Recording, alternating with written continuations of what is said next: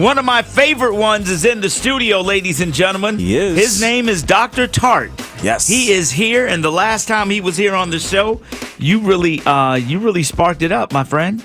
Hey, I'm glad to be back, man. You know, love is in the air or not. It's that week. I'm trying to help it be more in the air for those couples that are going through it. Can I ask you a fundamental question? Uh-oh. Okay, so we're doing Valentine's Day. That's why you're here. But there's a lot of people who are anti-Valentine's Day. Whoa. And I don't really necessarily understand why somebody would be anti-Valentine's Day. Because their partner allows them to be anti-Valentine's Day. So there's some people that get into the whole it's a man-made holiday. It's something. It's commercial. Him, JR. Oh man, you know I love JR. We go back, but I would have to disagree. Well, I can't disagree with that. It's the one day of the year that you get to appreciate the person you're in love with. It's just the one day. So even if it is commercial, why not jump on board celebrating the person that you're with? Right. So let me ask you a question. Like JR says, you can do it every day. Why do you have to do it Valentine's? Spread out the love. Spread it out. We don't do it every day. What we know is that there are a lot of couples that are attention starved. That's why we're on social media, because we want more attention. We get more attention from our followers and our fans than we do from our husband and wives, boyfriend and girlfriends. What we know is that in order for our relationship to feel good, it has to be a 7-to-1 ratio of positive to negative. So you have to be able to compliment and appreciate me 7 times more than you criticize me. But what we know is we criticize more than we compliment. So JR, why not just go ahead and stack the deck on Valentine's Day and go into that plus 20, plus 30, plus 40? I'm trying to increase my 7-to-1 ratio. That's what I need to do, right? That's right. All right, 14-to-2. I got to even that out. Okay. I can do a little bit of math. I'm going to work at it. Yeah, so people need to, because our egos won't take. You know, in HR, before they say they're not going to give you the promotion, all right, first thing they do is tell you the 5 things they like about you, 7 things they like about you, and then they tell you what you're doing wrong. It's called the compliment sandwich, because they know your ego can't handle it. If they just come straight in and say, no, you can't have the promotion, you start rattling off all the things that you do. Oh, but I come in early. Oh, but when things change, who's the one that's always here? Who's the one that holds it down no matter what? And you feel unappreciated and people quit. So, boy. Valentine's Day sounds like a makeup day, if you ask me. It's not more so a celebration. It just sounds like, hey, I'm going to stink the rest of the days and the deck is stacked against me. I might as well try to, have one big splash. It's an eraser. You know, it can be a racer, but for those in the doghouse. But what we want is to add memories. One of the things that brings couples together, when you ask them what's the one thing that strengthens relationships and marriages, it's called celebrations of triumph. So it's like when someone has done something big and you celebrate it. Those are the things that couples remember when they're going through hard times. You remember your wedding, you remember your honeymoon, you remember the best dates, you remember the best Valentine's Day. So we have to make sure that Valentine's Day is great. And nothing generic, JR. It needs to be something that's heartfelt. It needs to be something specific for the person that you're dating. It can't just be generic. I like that. I like that a lot. I'm really big into, now I've kind of changed my thought, really big into celebrating achievements and celebrating with somebody you love. Even with family and even friends, because you have to do that with people, because everybody wants that in their life. So here's what we want to do. We're going to take some calls. Is that okay? Oh, let's do it. We're going to go to the phones. Ladies and gentlemen, you have an opportunity right now. If any question you have about relationships, about problems, about issues, even positive things, wanting to let somebody know that you really like them, how's the best way to do it? How's the best way to do it? And really, can you get over a problem that has happened in a relationship? Can you get over those problems and move into the positive? He's here. He's trying to save 10,000 marriages. Dr. Tartt is our guest. He is a spiritual, religious, out of religion. He is just the perfect relationship counselor.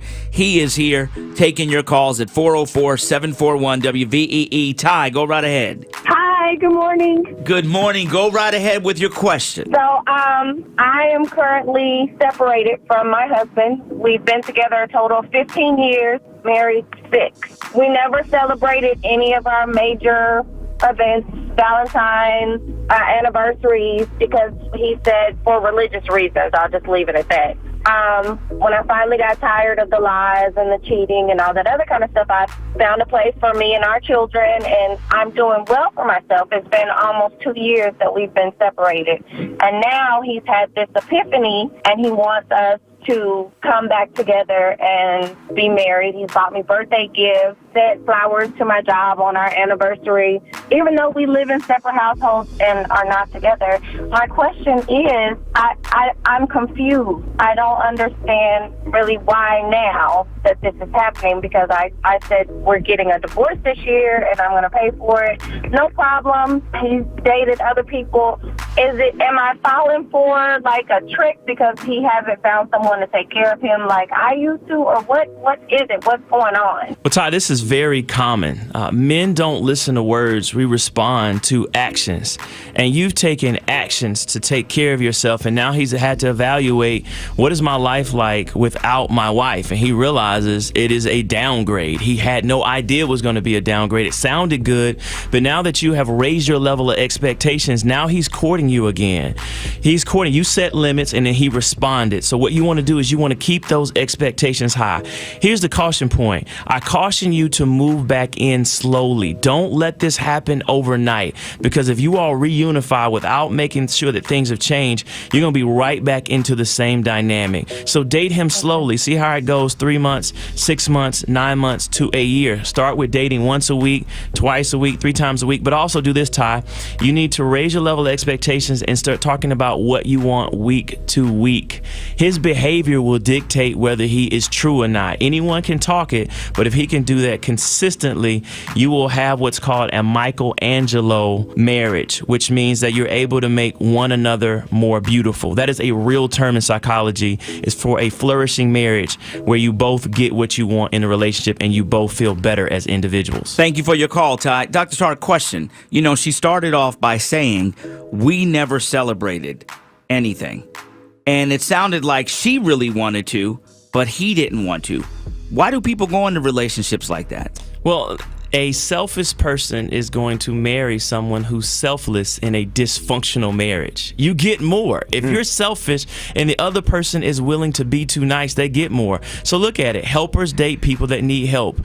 Givers date people that want to get. Narcissists date people that think too lowly of themselves when we're talking about dysfunction. And there are a lot of wives that believe, and it's just taught in the Bible, don't cause strife, don't nag. But there's a fine line between nagging and standing up for your expectations in a marriage. Say it. Yeah. Our number, 404-741-WVEE. Kim from Forest Park, what's on your mind? I was just wondering, where would you say the best time to, just say forget it or just throw in the towel in a relationship or a marriage?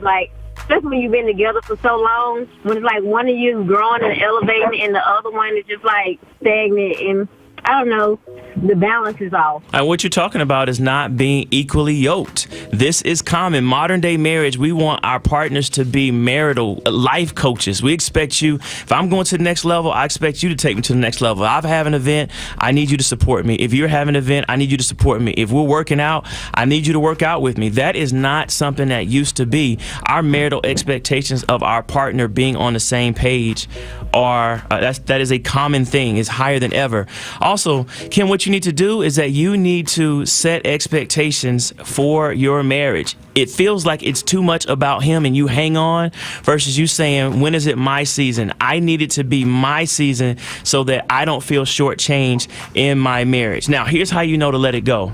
When you set a counseling appointment and you tell him, I've said it, I'm going, and he does not show up 2 to 3 consecutive times, that is the time to let it go. Because 2 or 3 consecutive times? Well, I try to give grace. 2 or 3? A lot of times, here's what happens. Options? Here's what happens. That's a great. Here's what happens. The wife will come in by herself and she'll start making changes from the first appointment. She'll start doing things differently. And then a lot of times the man will say, man, she's changing. People will say it's changing. And you wouldn't be surprised how many husbands come in the second or third time because they feel like she's making changes. Because remember, marriage is a dance. Let me see if what I can do to make this work. We're taking your relationship questions. This morning, it's Valentine's week. Andre from Atlanta, what's your question? Yes, I'm a veteran with PTSD, and I've been struggling with relationships of love.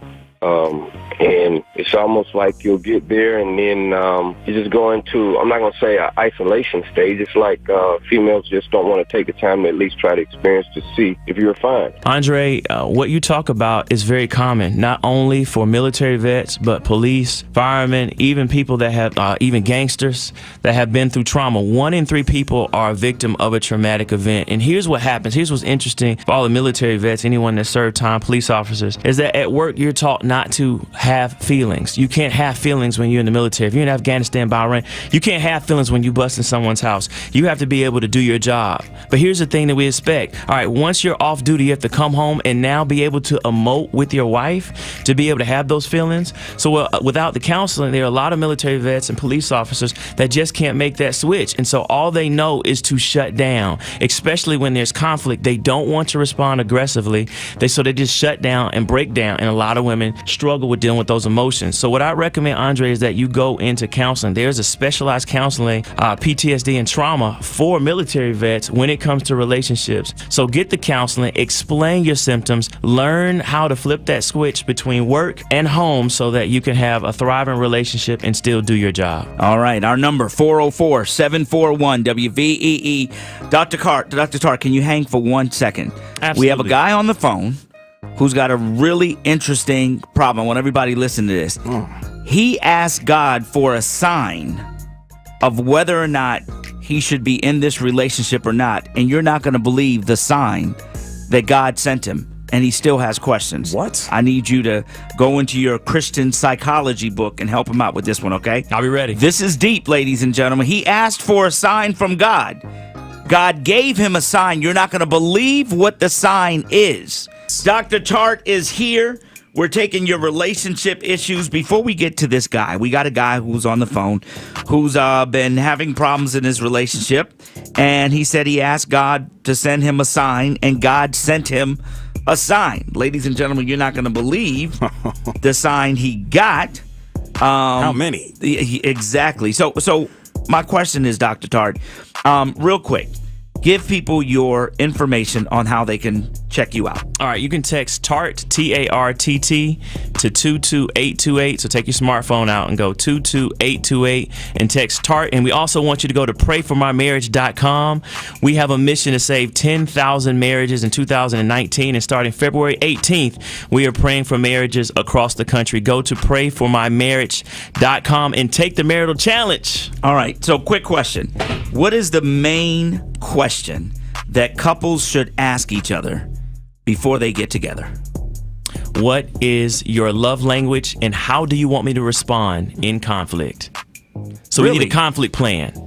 So when we argue, what's the best way for me to approach you when you're upset? A lot of couples don't do that, and they get to fighting and say, I don't like when you name call. I'd rather you text me. I don't like you to touch me. When I get mad, I need you to leave me alone for 30 minutes so I can process. Because if you don't do that, you can have someone shut down, the other person feels ignored, and so they keep poking the bear when you're trying to calm down, and it can explode. So they have to come up with a conflict plan before they get married. Speaking of love languages, we have the guy who wrote the book coming on the show on Thursday, right, Nina? Thursday. So he's coming on the show, your 5 love languages. We're going to talk about that. Okay, let's get with this guy who's on the phone right now, who's got this issue. V103, hello. Hey, Frank. Yes, go right ahead. What's your question? My question to Dr. Tartt is, I was in a relationship with a young lady for about 16 years. We have a couple of kids. We broke up, and from time to time we get back together. The last time she and I were intimate, I had a dream about 3 demons, and I prayed before I went to sleep and asked God to give me a sign. And my question then would be, would he get back with that individual after that dream? Well, wait a minute. You just said you asked God for a sign. You went to sleep, and you dreamed about 3 demons in the bed. What other sign are you looking for? Confirmation. I guess that is the confirmation. I guess I just need to hear it from Dr. Tartt? What he's talking about is a soul tie. All right. A lot of times we pray, get me out of this relationship. It's toxic. It's dysfunctional. God, give me a sign. God sends not 1, not 2, but 3 demons. And then Will is still connected to that person. Here's why. They've been together 16 years. They've had sex. When you have sex, 2 things happen. All right. 1, you produce chemicals, vasopressin in men, oxytocin in women, that bonds you together, connected. And when you have sex, there's a 6-hour amnesic effect in your marriage. You forget about all problems. Everything is good. It lasts for 6 hours. hours, that is a chemical cocktail. Combined with when you have sex and you are with that person, your brain takes a picture. We can remember really traumatic things and really emotional things. So you have the chemical that's tied to taking a picture of an event with the chemical cocktail of feeling good, and that's why you can't let that person go, because they're in your psyche. We have something going on called prayformymarriage.com where we can pray. Will, you're going to have to consult the Lord and get other believers to help you out of this, to break this soul tie. Wow, that's what I needed to hear. Thank you so very much. Hey, Will? Yes, sir. Where's she from? She's from Atlanta. You sure? She ain't from New Orleans or South Carolina? Hey, No. Okay. Hold on, man. It's a people's... I'm serious. that was not nice, Frank. What? Are y'all kidding me? I believe in spiritual warfare. I believe people can pray for demons in your life. What are you talking about? Why they gotta be from certain cities? Well, we both... What do you mean? We both know. There are certain cities that practice... You think New Orleans people don't practice voodoo? We ain't making generalizations. I'm asking you a question. They do. They practice voodoo? Yes or no? Yeah, we see more voodoo down there than here. Thank you very much. Okay, just be careful. All right, Dr. Tartt, thank you so much, bro. Anytime. He's laughing too. All right, give your phone number out, info one more time. Again, text TART, TARTT, to 22828. Again, TART to 22828, and sign up for the PrayForMyMarriage.com challenge. Oh, yeah.